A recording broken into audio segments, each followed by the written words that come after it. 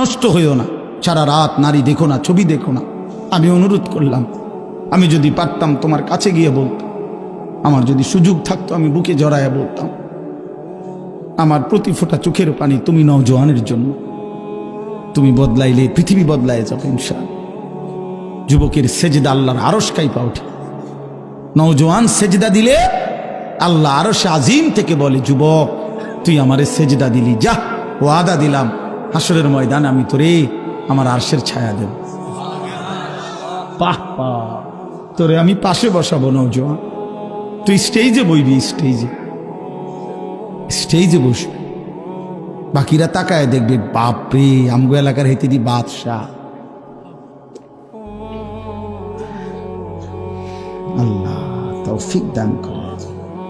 চলেন এই আয়াতগুলোর তর্জমা বলি, শুধু তর্জমা। আল্লাহ তাআলা বলেন, কাল্লা ইদা দুক্কাতিল আরদু দাক্কান দাক্কা। বান্দা শোনো, যত লাফালাফি ফালাফালি করো মনে রাখো, তুমিও একদিন থাকবা না, পৃথিবীও একদিন থাকবে না। এই গোটা জমিন আমি আল্লাহ তাআলা চূর্ণ বিচূর্ণ করে ফেলব, সব শেষ করে ফেলব। আসমান জমিন চন্দ্র সূর্য সব শেষ করে ফেলব। হাসরের মাঠ কায়েম হবে। ওয়াজা রব্বুক, আর তোমার রব, সমস্ত মানুষ দাঁড়িয়ে থাকবে হাসরের মাঠে। তোমার রব আল্লাহ হাসরের মাঠে আগমন করবেন। ওয়াল মালাকু সাফফান সাফফা, কোটি কোটি ফেরেশতা হাসরের ময়দানে সারিবদ্ধভাবে দাঁড়াবে। আল্লাহ তাআলা একটা চিত্র তুলে ধরছে যে একদিন পৃথিবী শেষ হবে, হাসরের মাঠ কায়েম হবে, সব মানুষ দাঁড়িয়ে থাকবে, মহান আল্লাহ উপস্থিত হবে, ফেরেশতারা সারিবদ্ধভাবে দাঁড়িয়ে থাকবে, সব চুপ, পিন পতন তখন নীরব, কেউর মুখে কোনো শব্দ নাই। এই অবস্থায় থাকবে এটা। এরপরে কি হবে? ওয়াজিআ ইয়াউমাইদিন বিজাহান্নাম। আল্লাহ তাআলা বলেন, সব যখন নীরব নিস্তব্ধ, কোনো শব্দ নাই, এই সময় ফেরেশতারা জাহান্নামকে ৭০,০০০ আগুনের শিকল দিয়ে টেনে হাসরের ময়দানে হাজির করবে।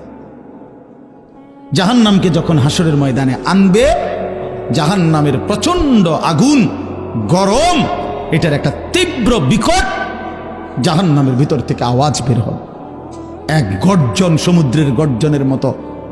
তার চাইতে মারাত্মক ভয়ঙ্কর গর্জন যখন জাহান্নামের আগুনের বের হবে, এই প্রথম পুরা হাসরবাসী, নবীজি বলছেন, পুরা হাসরের ময়দানে একসাথে চিল্লাইয়া উঠবে, ইয়া রব্বি নফসি নফসি, ইয়া রব্বি নফসি নফসি। এই মাওলা আমারে বাঁচা, জাহান্নামের আগুন থেকে বাঁচা মাওলা। ফেরেশতারা ইব্রাহিম নবীর মতো নবীকে বলবে, ইব্রাহিম নবী, ওই যে আপনার ছেলে ইসমাইল, ওর ব্যাপারে কিছু বলবেন? ইব্রাহিমের মতো নবী বলবে, ইয়া রব্বি নফসি নফসি, মাওলা আমারে বাঁচা, আমারে বাঁচা। ওটাও বুঝুক। ফেরেশতারা ইয়াকুব আলাইহিস সালামের মতো নবীকে বলবে, হে ইয়াকুব নবী, ওই যে ছেলে আপনার ইউসুফ, ওর জন্য আপনি দুনিয়াতে 40 বছর একটানা কাঁদছিলেন, চোখটা অন্ধ বানায় ফেলছিলেন, আজ হাসরের ময়দানে ওর ব্যাপারে কিছু বলবেন? ইয়াকুব আলাইহিস সালাম বলবে, ইয়া রব্বি নফসি নফসি, মাওলা আমারে বাঁচান। ওটাও বুঝুক। ইয়াউমাইদিন ইয়াতাযাক্কারুল ইনসানু ওয়া আন্না লাহু যিকরা। আল্লাহ তাআলা বলেন, সেদিন সমস্ত নাফরমান পাপী তার দুনিয়ার সব কথা মনে পড়বে, সব মনে পড়বে। চুরি, ডাকাতি, জিনা, ব্যভিচার, মদ, জুয়া, নাচ, গান, সুদ, ঘুষ, হারাম, গালি গালাজ, মিথ্যা, অন্যায়, দুর্নীতি, অবৈধ সম্পদ, লুণ্ঠন, বেহায়া, বেপর্দা, অসভ্যতা, নোংরামি, সব মনে পড়বে। আল্লাহর কসম বলছে, ওয়া আন্না লাহু যিকরা। কিন্তু আল্লাহ তাআলা বলেন, বান্দা বলো না, মনে পড়ে সেদিন কি লাভ হবে?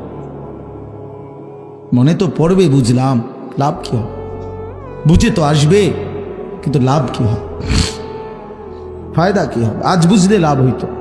কাল্লা লাউ তা'লামুনা ইলমাল ইয়াকিন, এখন বুঝলে ভালো হতো। আল্লাহ বলেন, এখন বুঝলে ভালো। এই ইলমুল ইয়াকিন অর্থ কেন এটা? আল্লাহ বলছে, বান্দা আজকে যদি কোরআন থেকে শুনে, রসুল থেকে শুনে, হাদিস থেকে শুনে, ওলামায়ে কেরাম থেকে শুনে যদি আজকে বুঝতা, ভালো হতো, আমল করতে পারতে। নয়তো লাতারাবুন্নাল জাহিম, একদিন জাহান্নামকে নিজের চোখে দেখবা, সেদিন বুঝে কোনো লাভ হবে না, সেদিন বুঝে লাভ হবে না। উঠো না, আর উঠো না, এই শেষ শেষ তর্জমা বলতেছি, শেষ। ইয়াকুলু ইয়া লাইতানি কদ্দামতু লি হায়াতি। এই শুনেন, প্রতিটা নাফরমান তখন বলবে, হায় আমি যদি দুনিয়ার হায়াত থাকতে আজকের এই আখিরাতের জন্য কিছু পাঠাইতাম। আমার তো সম্পদ ছিল, যদি দান করতাম। আমার তো সময় ছিল, যদি সেজদা দিতাম। আমার তো শরীর ছিল, যদি আল্লাহর গোলামি করতাম। আহা কি করলাম, আহা কি করলাম, আহা কি করলাম। ফায়াউমাইদিন লা ইউআযযিবু আযাবাহু আহাদ ওয়ালা ইউসিকু ওয়াসাকাহু আহাদ। আল্লাহ বলে, বান্দা বিশ্বাস করো, সেদিন হাসরের ময়দানে আমি আল্লাহ তোমারে যেই আযাব দিব, শাস্তি দেবে, এমন শাস্তি বান্দা তোমারে আর কেউ কোনোদিন দেয় না। আল্লাহ নিজে বলতে, এটা কিন্তু ভয়ানক। আল্লাহ নিজে বলতেছে, বান্দা তোরে সেদিন যেই আযাব দেব আমি, এমন আযাব তোরে আর কেউ দেয় নাই, এমন মারা তোরে আর কেউ মারে নাই বান্দা, তুই বুঝবি। ফায়াউমাইদিন লা ইউআযযিবু আযাবাহু আহাদ। আল্লাহর আযাবের মতো আযাব আর কেউ তোমাকে দেয় নাই। ওয়ালা ইউসিকু ওয়াসাকাহু আহাদ। আল্লাহ বলে, ফেরেশতারা, এই নাফরমান, তোরে হাসরের ময়দানে যেই বাঁধাটা বাঁধবে, এমন বাঁধা তোরে আর কেউ বাঁধে না, এমন বাঁধা তোরে আর কেউ বাঁধে না।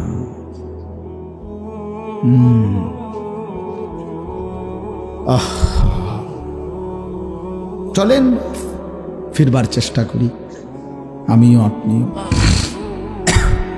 আল্লাহ আমাদেরকে বিবেক দান করেন। এরপরে আল্লাহ বলেন, ইয়া আইয়াতুহান নাফসুল মুতমাইন্নাহ। এখানে এটার অর্থ কি, মানে আমি বুঝাই না, আপনার করে বুঝতে সুবিধা হবে। আমি ছোটবেলায় আমার আব্বা প্রচণ্ড রাগী ছিল, আমার আব্বা ভীষণ রাগী ছিল। প্রাইমারি স্কুলের মাস্টার ছিলেন, মসজিদের ইমাম ছিলেন, 43 বছর এক মসজিদে ইমামতি করছে আব্বা, প্রাইমারি স্কুলে মাস্টারে। আব্বার খুব রাগ ছিল, ছোটবেলায় আমগরে খুব শাসন করতো আব্বা, সব ভাইরে। বাবার কঠোর শাসনের কারণে আলহামদুলিল্লাহ, আল্লাহর দয়া, আমরা 5 ভাই আলেম হয়েছি। এটা পিছনে বাবার কঠোর শাসন ছিল। যাই হোক, তো আব্বা মাঝে মধ্যে ছোট লাঠি নিত। আমার ভাইদের কোনো, আমার বড় কোনো ভাইরে যদি মারার জন্য ধরতো, লাঠি লইছে, মনে হয় মারবো কোনো কারণে, তা আমার মনে আছে আমি বা আমরা কাইন্দে দিতাম, ভ্যা করে কাইন্দে দিতাম। তা আব্বা তখন কইতো, আরে না না তোরে তোরে তো আব্বা মারছি না, তুই আব্বা কাছে তোরে তো কিছু করে না, আমার তো ধরে নাই মনে, কিন্তু ধরবার আগে আমি নাই, ডরে আর কি, কাঁদতাম, কাইন্দে দিতাম আর চিৎকার করতাম। তা আব্বাই বলতো, না না আব্বা তোরে মারবো না, তুই বুকাছে আয়। তো আল্লাহ তাআলা এখানে বলতেছে, এই নাফরমানের বান্দা ফিডা দেখলে, ইমানদার বান্দা, নেককার বান্দা যদি আবার ঘাবড়ায় যায়, হায় হায় কি হইতেছে, তো আল্লাহ তাআলা নিজে তখন ডাক দিবে, ইয়া আইয়াতুহান নাফসুল মুতমাইন্নাহ, এই আমার ইমানদার বান্দা, প্রশান্ত আত্মা, জিন্দেগি ভর আমার গোলামি করেছো, আমার গোলামি করেছো, আমার হুকুম মানছো, ইরজিই ইলা রাব্বিক, আরে তুমি আমার কাছে আসো বান্দা, এদিকে আসো, তুমি ঘাবড়াইও না, এই ফিডাফিডি বান্দা বান্দি দেখা তুমি ঘাবড়াইও না, তুমি আমার কাছে আসো, রাদিয়াতাম মারদিয়া, আমিও তোমার উপরে রাজি, তুমিও আমার উপরে রাজি, কোন কথা। ওই ফিডা চলুক, তুমি মারতো না, তুমি আইলাও আমার কাছে, তুমি আমার, আমি তোমার, हम यहां से तुम वहां से, दोनों जानिब से इशारा हुआ। রাদিয়াতাম মারদিয়া। বান্দা বলে, আল্লাহ আমি আপনাকে ভালোবাসি, আল্লাহ বলে, বান্দা আমিও তোকে ভালোবাসি। বান্দা বলে, আমি আল্লাহ আপনার উপরে রাজি, আল্লাহ বলে, বান্দা আমিও তোমার উপরে রাজি।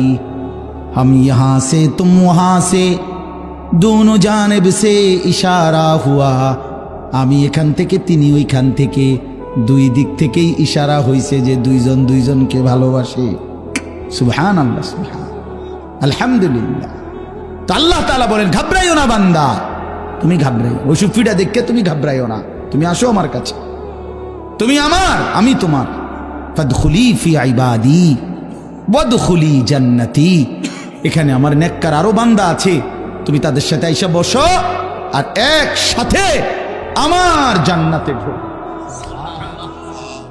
এই কথাটা শেষ শোনেন, ওয়াদখুল, তো শোনোনি তুমি, ওয়াদখুলি জান্নাতে, ওই আমার ছাত্র, এই জন্য বারবার এর দিকে তাকাই দেন, অনেক মহব্বতের ছাত্র। তো ওয়াদখুলি জান্নাতি অর্থ হইল, একটা মজার কথা শুনেন, আমার একজন ঘনিষ্ঠ মানুষ গতকালকে, তো আমি মাহফিলে যাব, তো ওনারে ফোন দিছি, ভাই আপনি কই? কয় হুজুর আমি তো মাহফিলে যাবো আপনার। তা আমি বললাম না, আপনি আমার গাড়িতে যাবেন, আপনি অপেক্ষা করেন, আপনি আমার গাড়িতে যাবেন, কামনের গাড়িতে আমারে নিবেন। আমি হ্যাঁ, এইটা বলছি, আর যে সে এতটা খুশি হয়েছে যে আমার গাড়িতে নিব বলছি। তো এই তাফসিরের মধ্যে লিখছে, ইমানদার নেককার বান্দারা সারাটা জীবন যারা